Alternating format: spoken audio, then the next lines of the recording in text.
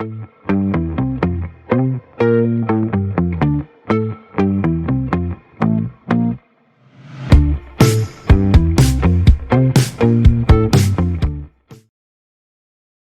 के लिए धन्यवाद। कार्यक्रम के सभी श्रोताओं को ध्वनि मित्र पांडुरंग पुराणिक का नमस्कार और अरुण जी आपको भी नमस्कार। पांडुरंग जी आपको नमस्कार और पत्र के लिए धन्यवाद कार्यक्रम के तमाम सुनने वालों को अरुण पांडे का नमस्कार।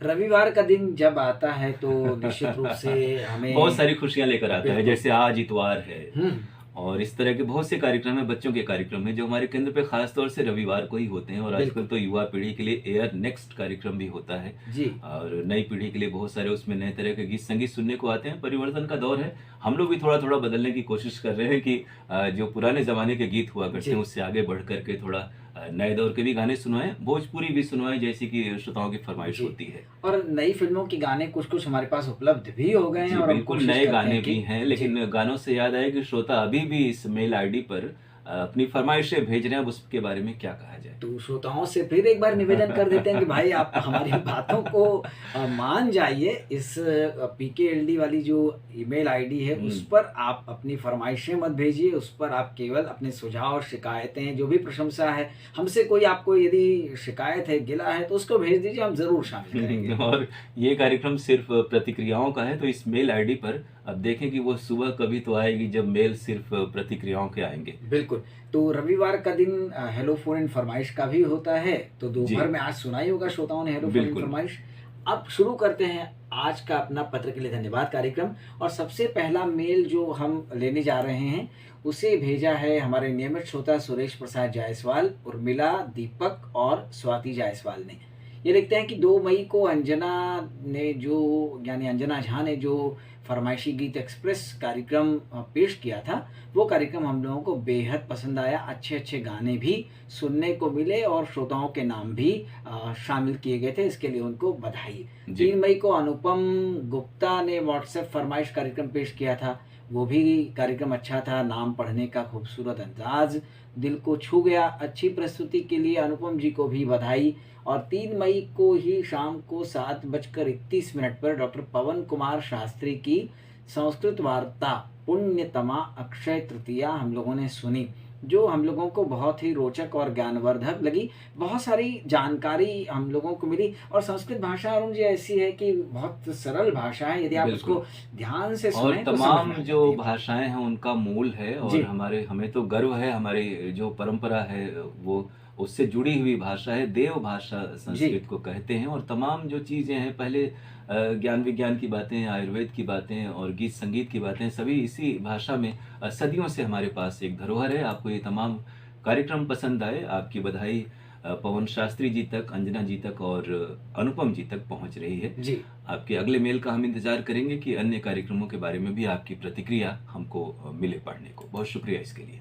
ये मेल हमारे पास आया है असगर अली जी का, शिवपुर वाराणसी से। और इस बार उन्होंने x Indian navy plot number 581 Shivpur Varanasi यानी पता पूरा लिख दिया है। जैसे फोन इन में वो अक्सर कहते हैं कि आप बताइए राम जी, लक्ष्मण जी, अब आपको तो पता ही है कि हमारा पता क्या है। बिल्कुल। तो इनके मेल का हम स्वागत कर रहे हैं और शुरू करते हैं पढ़ना। ये लिखते हैं कि ईमेल वाला फरमाइशी कार्यक्रम जो पांडुरंग जी ने पेश किया था बहुत अच्छा था, गाने भी बहुत अच्छे थे, मस्त गाने थे और अच्छा प्रस्तुत करने का अंदाज भी था। श्रोताओं के नाम भी पढ़े गए और पूरे गाने भी सुनवाए गए, इसलिए उनको बधाई। इन्होंने आगे लिखा है कि जो भी कार्यक्रम आप प्रस्तुत करें उसमें यदि सरल हिंदी भाषा का प्रयोग करें तो सारे लोग इसको समझ सकेंगे। और जैसे उर्दू या अरबी के कोई भी जानबूझ करके किसी भाषा को खामखा इस्तेमाल कोई भी नहीं करता, करना भी चाहिए। हर आदमी की एक क्या होता है कि अपना एक बोलचाल की भाषा होती है, उसी में शब्दों का वो प्रयोग करता है। अनायास या फिर बहुत ही प्रयास करके कुछ भी करना, वो वाकई मालूम हो जाता है कि कुछ कोशिश करके उर्दू फारसी बोली जा रही है। जी। इन्होंने आगे ये भी लिखा है कि जब पत्र पढ़ा जाए तो पूरी कोशिश ये हो कि पूरा पत्र पढ़ा जाए, बीच में उसे न रोका जाए। तो इसमें दूसरी बात है ये है कि अगर मान लीजिए 2 मिनट जरूर ये कहना चाहेंगे कि अगर किसी ने लंबा पत्र लिखा है और अगर हम उस लंबे पत्र को पूरा पढ़ने लगे तो शुरू में कौन कौन सी बात कही गई है। और दूसरा ये बाध्यता, जैसे गीत की भी बात ये अक्सर करते हैं कि पूरा गीत सुनवाया गया। गीत प्रायः पूरे ही सुनवाए जाते हैं जब तक कि कोई विज्ञापनों की तीज त्योहार पे जिस तरह से जी। अधिकता होती है वो ना हो जाए। और मेल वाले में आप जानिए कि अगर इस मेल को पूरा हम पढ़ने दें तो फिर इस मेल को पूरे एक-एक बिंदुवार पढ़ने के बाद जवाब देने में हो सकता है कि एक मेल में ही, जैसे फरमाइशी कार्यक्रम में होता है जी। कि 10 मिनट श्रोता बात करते हैं, जी। तो आपके मेल में भी 10 मिनट लग सकता है असगर जी।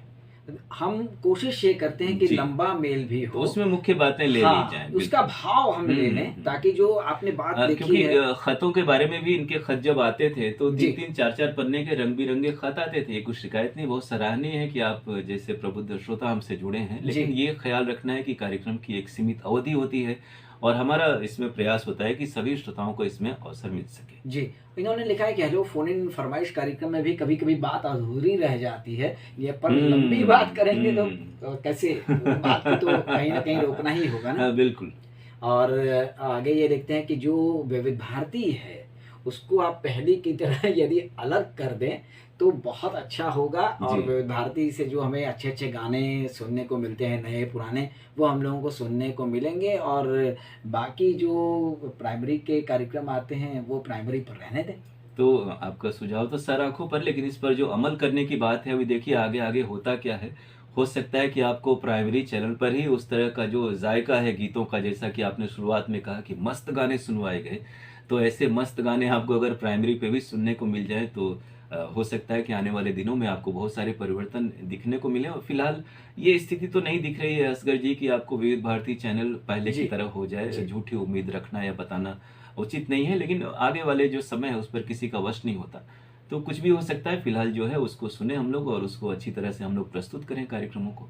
और इन्होंने लिखा है कि जब भी आप श्रोताओं से बात करते हैं तो कभी-कभी पूछते हैं कि आपको हमारे कार्यक्रम कैसे लगते हैं? जी, तो जी। श्रोता बार-बार यही कहते हैं कि हाँ, ये अच्छा है, वो अच्छा है। हुँ। लेकिन अगर कोई ख़ास बात श्रोता बताएँ तो आप उसको शामिल कीजिए। तो यही बात इनके बारे में भी हम जी। लोग अमल कर लें कि जब कोई ख़ास बात हर कोई वही लिखे और बताए तो हम लोग उसमें वो करेंगे। हम लोग भी समझते हैं, बहुत सारे श्रोता हैं पांडुरंग जी, जो हमें लगता है कार्यक्रम विवरण सुन लेते हैं जी, जी। और बिल्कुल बिंदुवार सुबह विचार बिंदु हाँ। से लेकर शास्त्रीय संगीत तक की प्रतिक्रिया लिख देते हैं। जी, जी। तो बहुत कुछ है, हम लोग भी इस प्रसारण के क्षेत्र में कई दशक से हैं, तो काफ़ी कुछ चीज़ें मालूम हो जाती हैं, लेकिन हमारा उद्देश्य है कि आप हमारा उत्साहवर्धन करें, सही रास्ता दिखाएँ और हम भी श्रोताओं का मनोबल बनाएँ और बढ़ाए रखें। अंत में इन्होंने लिखा है कि अगर इस तरह के कार्यक्रम आप दोनों पर एक ही प्रसारित कर रहे हैं, जी, दोनों जी। मीटरों पर, हुँ, मोबाइल ऐप हुँ। पर भी, तो इससे क्या है कि आकाशवाणी की वाराणसी की लोकप्रियता जो है वो थोड़ी कम होती जा रही है। इस पर ध्यान दीजिए। हुँ। लेकिन तकनीक का युग है और आजकल तो एक ही चीज़ कई जगह उपलब्ध है, फ़ेसबुक, यूट्यूब, ऐप और मीडियम वेव, जी। शॉर्ट वेव, एफ़एम, इन तमाम जगहों पर, तो इन तमाम प्लेटफ़ॉर्म पर रहना एक युग का सत्य है और उसकी ज़रूरत भी है।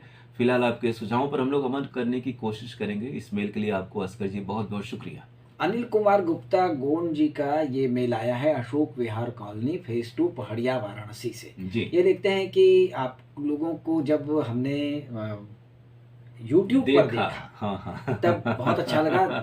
दोनों को जो हमारे मन में छवि थी वो साक्षात जी, हमको जी। दिखाई पड़ी। इसके लिए ये है कि मुझे थोड़ा आँखों से कम दिखता है हुँ। और देखने के लिए मुझे प्रयास करना पड़ा, लेकिन हुँ। आपकी भाव-भंगिमाओं पर मैंने विशेष ध्यान केंद्रित किया और मुझे बहुत अच्छा लगा। इन्होंने आगे लिखा है कि जो मैं पत्र लिखता हूँ, कभी-कभी मुझसे त्रुटि हो जाती है क्योंकि जो मेरी आँखों में स्पॉट है, उसकी वजह से मैं बहुत अच्छे से कभी-कभी लिख नहीं पाता हूँ। तो आप सुधार कर लेते हैं, इसके लिए मैं नतमस्तक हूँ। जी। और ये आगे लिखते हैं कि आप लोगों के संघर्ष और उन्नति का अंदाज़ा और दिलकश आवाज़, इस सब की जो एक छवि है वो हमारे सामने इस कार्यक्रम के ज़रिए आ रही है। हम भी अपने विचार आप तक लगातार भेजते रहते हैं। कुछ अच्छे-अच्छे कार्यक्रम आप सुनवाएँ, जैसे किसी ऐसी शख्सियत से आप इंटरव्यू करें जो नामी लोग हैं, जो बहुत सुप्रसिद्ध लोग हैं और जो अंतर्राष्ट्रीय या राष्ट्रीय स्तर पर तो जो। बनारस में ऐसे हाँ। बहुत सारी शख्सियत हैं और अगर आप शाम का जो हमारा प्रसारण है 7:30 के बाद का 9:30 बजे का, तो आपसे मिलिए, इनसे मिलिए। और शख्सियत कार्यक्रम भी एक आता है जिसमें शहर में जो हस्तियां हैं उनसे हम आपकी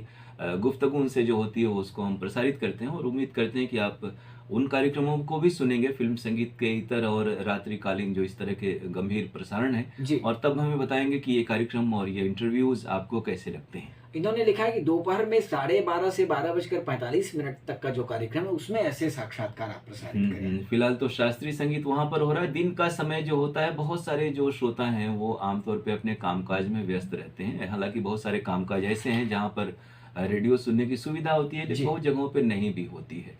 तो इस कारण से ऐसे जो बहुत से स्पोकन वर्ड के जो सीरियस प्रोग्राम हैं, मैगज़ीन्स हैं, वो रात में प्रसारित होते हैं। लेकिन अगर भविष्य में ऐसा कुछ बना कि हम अलग-अलग जगहों पे स्लॉट पे उसे प्रसारित कर सकें, तो दोपहर पर भी हम विचार ज़रूर करेंगे। इन्होंने लिखा है कि स्वरांजलि जैसे कार्यक्रम हमें बहुत अच्छे लगते हैं, जो फ़िल्मी गीत आप जी, जी। सुबह-सुबह प्रसारित करते हैं, हुँ। वो भी अच्छे हैं। और कुल मिलाकर हम ये कहेंगे कि आकाशवाणी के जो भी कार्यक्रम हैं, वो मनोरंजक हैं, प्रेरणा देने वाले हैं, जागरूक करने वाले, लाभकारी और उपयोगी हैं। ऐसे ही कार्यक्रम आप और लगातार इसमें प्रसारित करें। हमारे इन श्रोताओं की बहुत बड़ी भूमिका है कि वो हमें समय-समय पर इस तरह के उपयोगी सुझाव देते हैं, और जी।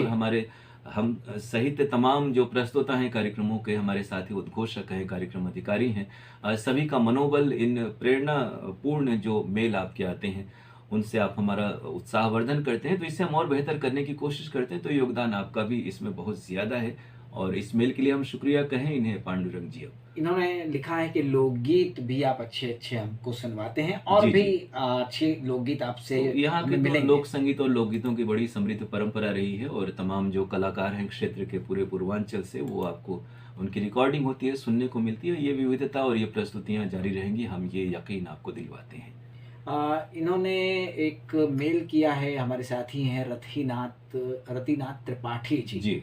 और ये हमें कपिलधारा से भेजते हैं, वाराणसी हुँ, से। हुँ। ये लिखते हैं कि नमस्कार, शुक्रवार 6 मई को शास्त्रीय संगीत के कार्यक्रम में भीम पलासी राग शहनाई पर बजाया गया, और जिसमें तबले पर संगत कुबेरनाथ मिश्र जी ने की थी। जी। बहुत ही अच्छा लगा ये कार्यक्रम शास्त्रीय संगीत का। अंगनैया कार्यक्रम में 6 मई को ही डॉक्टर श्वेता शर्मा से पूर्णिमा सिंह की बातचीत भी प्रसारित हुई थी, वो भी हमें अच्छी लगी।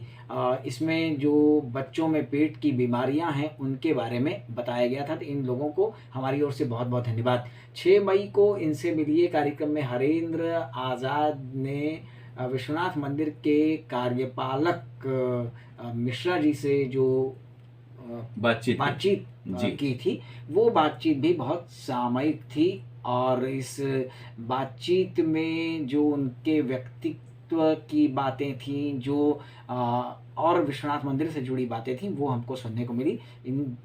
इस बातचीत के लिए हमारी ओर से दोनों लोगों को बहुत-बहुत धन्यवाद। तो रतिनाथ त्रिपाठी जी, आपके तो व्हाट्सएप संदेश और मेल आते रहते हैं। आपको ये तमाम कार्यक्रम पसंद आए, आपकी बधाई हरेंद्र आज़ाद जी तक, पूर्णिमा जी तक और विशेषज्ञों तक पहुंच रही है, और ये तमाम कार्यक्रम आपको अच्छे लगे। हम बहुत ही शुक्रगुजार हैं आपके। आप आइंदा भी इसी तरह से कार्यक्रम सुनें, खास तौर से जो शास्त्रीय संगीत है, उसमें आपको शहनाई वादन अच्छा लगा, और हम आभारी हैं, क्योंकि बहुत से ऐसे कार्यक्रम हैं जिनके बारे में प्रतिक्रियाएँ कम आती हैं। तो हमें बहुत ही खुशी हुई कि आपने शहनाई वादन सुना और अपने विचार हम तक पहुँचाए। बहुत शुक्रिया आपका। अनवर अली अंसारी बजरडीहा वाराणसी से ये मेल हमें भेजते हैं, और ये लिखते हैं कि आपके जो ईमेल या व्हाट्सएप वाले कार्यक्रम लाइव आप कर रहे हैं, वो हमें अच्छे लगते हैं। वैसे जितने भी ये प्रोग्राम आप पेश करते हैं, सारे प्रोग्राम लाइव कराएं, कहीं ये फ़ोन इन की बात तो नहीं कर रहे हैं? फ़ोन इन में करें तो अनवर जी, कई बार हम लोग ये भी हुआ है कि आप लोगों से भी हम लोग जी। जब बात किए हैं, तो कई-कई बार फ़ोन ये होता है कि आप सब फ़ोन काटते नहीं हैं, या फिर बुलाते हैं कि फ़ोन लग गया है, आओ, आओ करके। तो वो कार्यक्रम तो सजीव करना व्यावहारिक रूप से जी। संभव नहीं है, और कई फ़िल्में ऐसी होती हैं, हम बार-बार आपको बताते भी हैं कि सारी फ़िल्में हर एक केंद्र पर हों, ये ज़रूरी नहीं, इसलिए फ़रमाइश कई बार हमें पूछना पड़ता है। तो वो कार्यक्रम तो एडिट करना ही होता है, और कई बार श्रोता ऐसी चीज़ें या फिर ऐसे संस्थानों, प्रतिष्ठानों के नाम बताते हैं जो हम प्रसारित नहीं कर सकते नियमानुसार, तो एडिटिंग ज़रूरी है, ख़ास तौर से हेलो फ़ोन इन फ़रमाइश कार्यक्रम में। और जिन कार्यक्रमों की आपने तारीफ़ की, हम आपके आभारी हैं। अगले मेल का इंतज़ार रहेगा। बहुत शुक्रिया। हमारे पास और ईमेल हैं, लेकिन एक ईमेल हम शामिल कर लेते हैं, क्योंकि जी। समय भी अब हमें इशारा कर रहा है कि धीरे-धीरे समाप्त हो रहा है। हुँ। तो राजकिशोर चौहान का बड़क चौहान, ये गढ़नोखा लालगंज रोहतास से हमें भेज रहे हैं। ये लिखते हैं 28 अप्रैल को मानवता की शिक्षा का केंद्रीय तिब्बती संस्थान सारनाथ पर रूपक जो प्रसारित किया गया था, आलेख और प्रस्तुति प्रफुल्ल सिन्हा जी की थी। जी। ये बहुत अच्छा था रूपक। कृषि जगत में डॉक्टर नलिन कुमार से दिनेश भैया की जो बातचीत प्रसारित हुई थी 5 मई को अंगनैया में, डॉक्टर विभा जायसवाल से रेखा श्रीवास्तव की जो बातचीत प्रसारित हुई थी वो हमें बहुत अच्छी लगी। इसके अलावा कृषि जगत में डॉक्टर DN पांडे से दिनेश कुमार सिंह जी ने जो बातचीत की थी 6 मई को, गृहलक्ष्मी में बाल रोग विशेषज्ञ से डॉक्टर से पूर्णिमा जी की जो बातचीत थी वो बातचीत भी हमें अच्छी लगी। इतने विस्तार से जानकारी दी जा रही थी कि हर बात हमारे हृदय में और आपने इतने बिल्कुल विस्तार से इन तमाम कार्यक्रमों के बारे में अपनी प्रतिक्रिया हम तक पहुंचाई। आपकी बधाई इन तमाम कार्यक्रमों के प्रस्तुतकर्ताओं तक पहुंच रही है। आज इतवार है, कार्यक्रम की भी इन्होंने चर्चा की है। अपनी बहू जो प्रहसन सुनवाया गया था। इसके अलावा 6 मई को रूपक सुना था शिव के त्रिशूल पर काशी, वो प्रस्तुति किशोर कुमार की थी। ये रूपक भी हमें बहुत अच्छा लगा। सुंदर कार्यक्रमों की प्रस्तुति के लिए हम आकाशवाणी वाराणसी के शुक्रगुजार हैं। जी। आगे लिखते हैं कि कृषि जगत एक ऐसा कार्यक्रम है जो हर समस्या का समाधान कर देता है। आय वृद्धि, ज्ञान अर्जन, सारी चीज़ों का समाधान कृषि जगत में मिलता है, तो हमें बहुत अच्छा लगता है। बहुत से श्रोता ये लिखते हैं कि फरमाइशी गीत उद्घोषक ने बहुत अच्छा प्रस्तुत किया।